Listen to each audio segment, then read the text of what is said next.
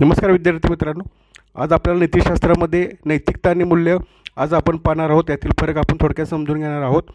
यामध्ये आपण इथिक्समध्ये आपण काय करणार आहोत तर 30 जे बेसिक कीवर्ड्स आहेत, ज्यामध्ये नैतिकता, मूल्य, प्रामाणिकपणा असे जे काही कीवर्ड्स आहेत ते कीवर्ड्स आपण अशा तुलनात्मक रीतीने पाहणार आहोत, जेणेकरून ते आपल्या परफेक्ट लक्षात येईल. ठीक आहे. सुरुवातीला नैतिकता बघा काय असते.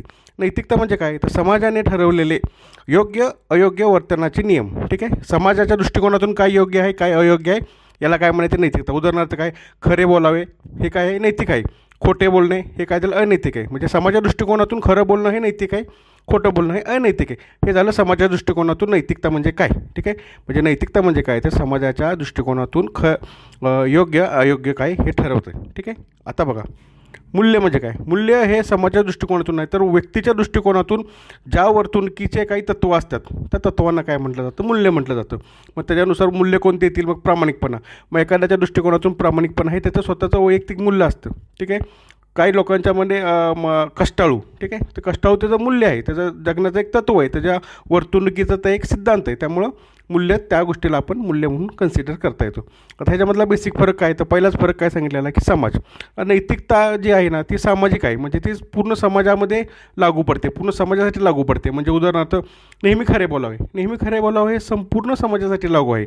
फक्त एका व्यक्तीसाठी आहे का किंवा एखाद्या व्यक्तीच्या गटासाठी आहे का नाही, तर संपूर्ण समाजासाठी ते लागू आहे. म्हणून ते सामाजिक तत्व आहे. नैतिकता हे व्यापक तत्व आहे. तसं प्रामाणिकपणा. प्रामाणिकपणा हा व्यक्तिगत प्रश्न आला. एखाद्या व्यक्तीने प्रामाणिक राहावं किंवा न राहावं. म्हणजे घरामध्ये दोन भाऊ असतील तर एक भाऊ प्रामाणिक असतो, एक भाऊ अप्रामाणिक असू शकतो. म्हणजे कसं आहे ते व्यक्तिगत आहे, ते व्यक्तीवरती डिपेंड आहे. ठीक आहे. हा यातला बेसिक फरक आहे. दुसरं काय होतं ह्याचा आता आधार.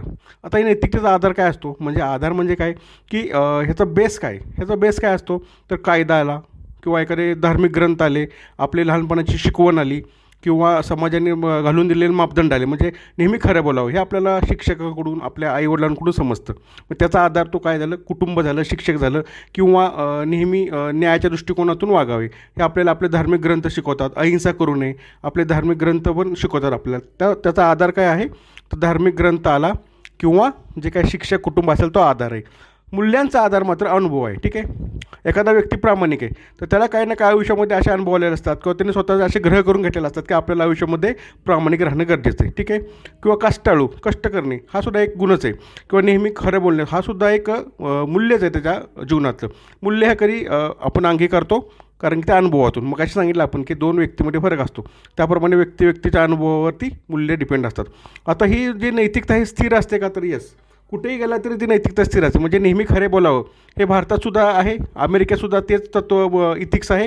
आणि तुम्ही साऊथ आफ्रिकेमध्ये गेला तरीसुद्धा तेच तत्व आहे की नेहमी खरे बोलावे, न्यायप्रिय वागावे. हे स्थिर असतात, शक्यतो बदलत नाहीत. मूल्य मात्र बदलत राहतात. ठीक आहे. मूल्य तर मी तुम्हाला सांगितलं घराच्या दोन भावामध्ये ते बदलू शकतात. म्हणजे ते स्थळ परत्वे, काल परत्वे सगळीकडे मूल्य बदलत असतात आणि नैतिकता ही स्थिर राहते. आता दुसरं आहे बघा की नैतिकता म्हणजे कसं माहिती आहे का. नैतिकतेचं उदाहरण द्यायचं म्हणलं तर आपल्याला न्याय, मग सांगितल्याप्रमाणे न्याय म्हणून एक उदाहरण देऊ शकतो की जे संपूर्ण समाजासाठी लागू आहे. आणि मूल्यांचं उदाहरण द्यायचं म्हणलं तर प्रामाणिकपणा जो व्यक्तीपरवे बदलतो.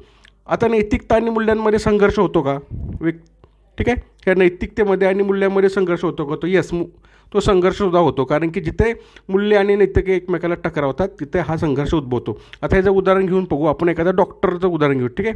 आता डॉक्टर समजा एखाद्या हॉस्पिटलमध्ये एखादा रुग्ण आला.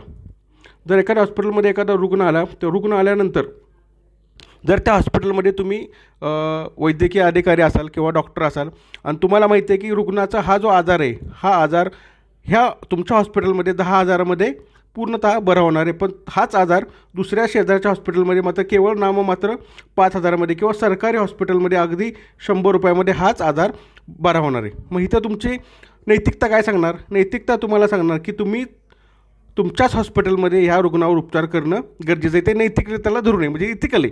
तुमच्याकडे तुमच्या हॉस्पिटलमध्ये एखादा रुग्ण आला तर तुम्ही 10,000 रुपये घेऊन त्याला ट्रीटमेंट देणं हे तुमच्या नैतिकतेला धरून बसतं.